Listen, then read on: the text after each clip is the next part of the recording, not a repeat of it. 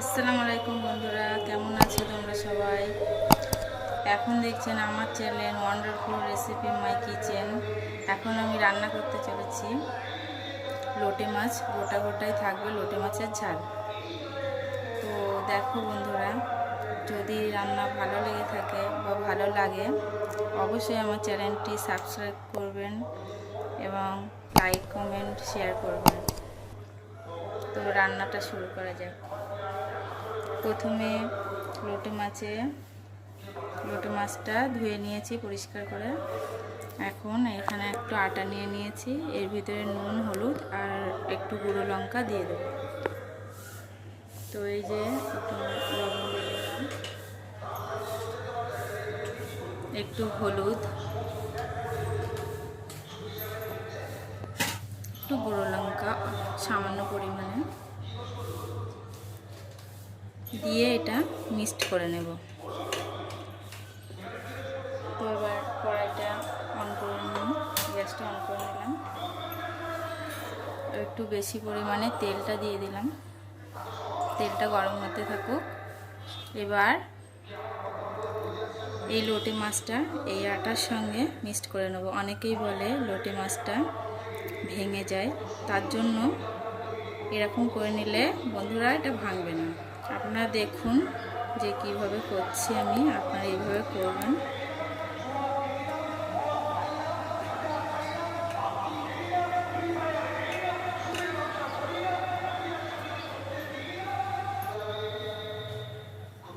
তো আমার তেলটা গরম হয়ে গেছে, এখন দেখো কেমন করে ছাড়ছি।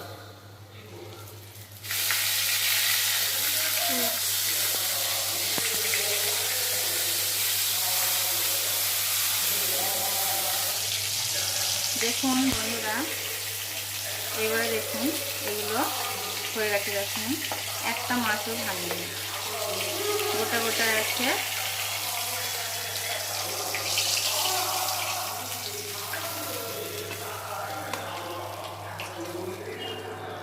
দেখুন এরকম করে সব মাছগুলি ভেজে নেব।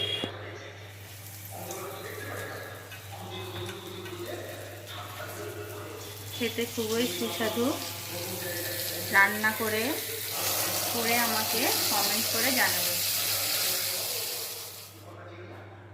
তো বন্ধুরা দেখো এগুলো কত সুন্দর ভাজা হয়েছে, একটা মাছও ভাঙেনি, কত সুন্দর কালার হয়েছে দেখো।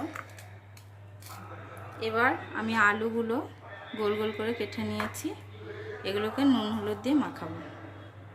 আর এদিকে তেলটা গরম বসিয়ে দিয়েছি।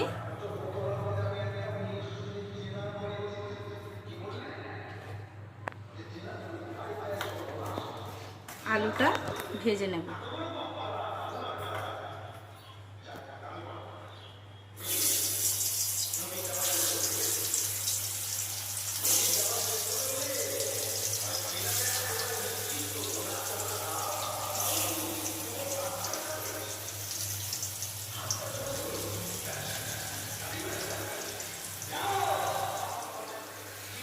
এই আলুগুলো ভাজা হয়ে গেছে। দেখুন এই পিঠও কেমন সুন্দর হয়েছে।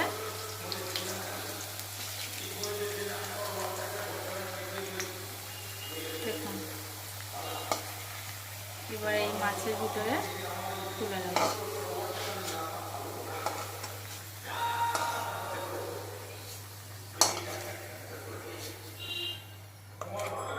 তো আর যেগুলো ছিল এবার দিয়ে দিলাম।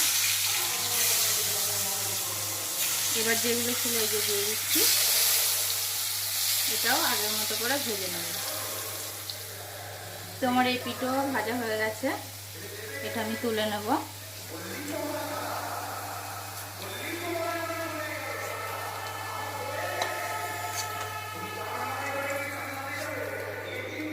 দেখো বন্ধুরা কেমন লাগছে।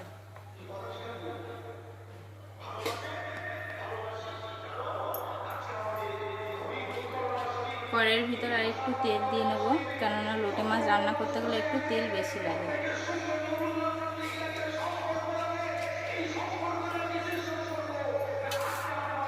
এরপরে দেবো দেখো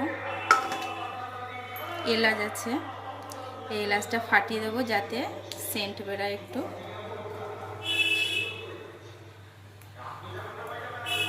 এবার পেঁয়াজ দেবো,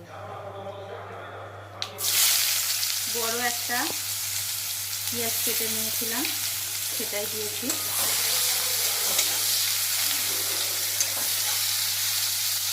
তো হালকা লাল লাল হয়ে গেছে। এবার দেব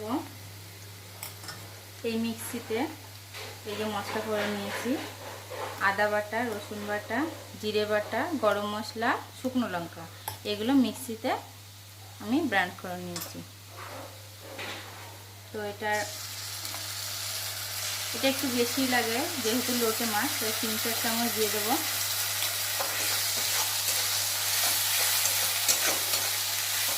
এক চামচ লবণ,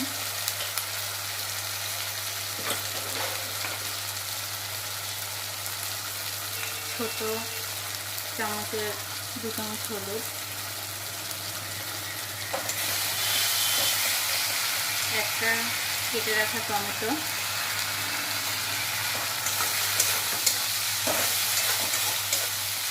দিয়ে অল্প পানি দিয়ে দিলাম।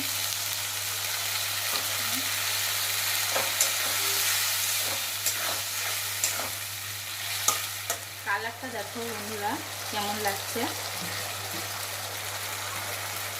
যে কোনো জিনিসের কালার যদি ভালো লাগে তো খেতেও ভালো লাগে।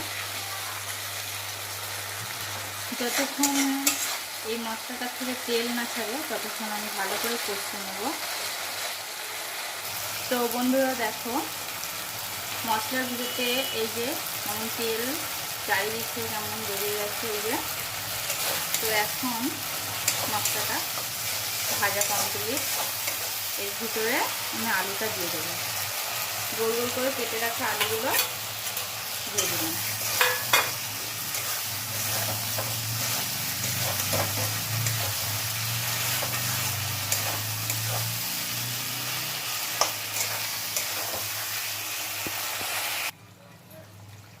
অল্প পরিমাণে পানি দিয়ে নেব।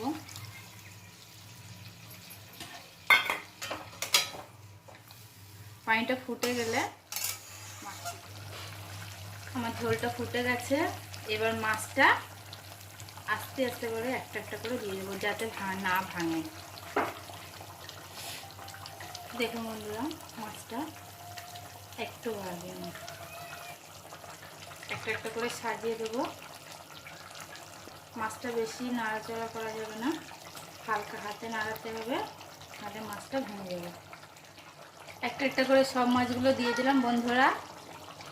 হালকা করে একটু নাড়িয়ে দিতে হবে, হালকা করে, বেশি না, তাহলে মাছটা ভেঙে যেতে পারে। এবার আমি এটা বন্ধ করে রাখবো, সরপোষ দিয়ে চাপা দেবো।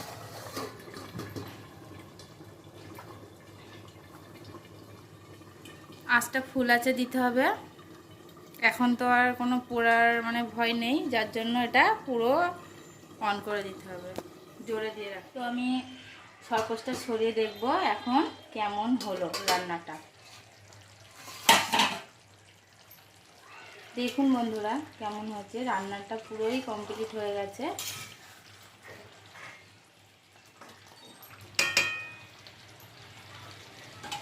তো এবার ওপরে একটু কাঁচা লঙ্কা চেরা দিয়ে দেব।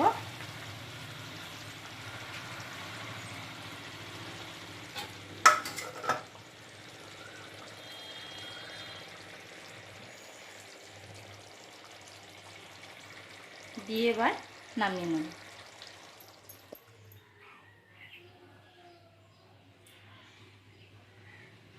একটু ধনেপাতা দিয়ে দেবো যাতে দেখতে ভালো লাগে, খেতেও সুস্বাদু। দেখুন বন্ধুরা কেমন লাগছে দেখতে।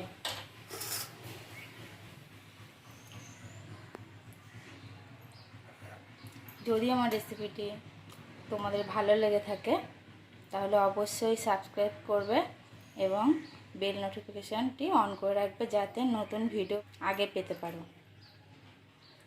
সবাই ভালো থাকবে, সুস্থ থাকবে এবং আমার জন্য দোয়া করবে। খোদা হাফেজ।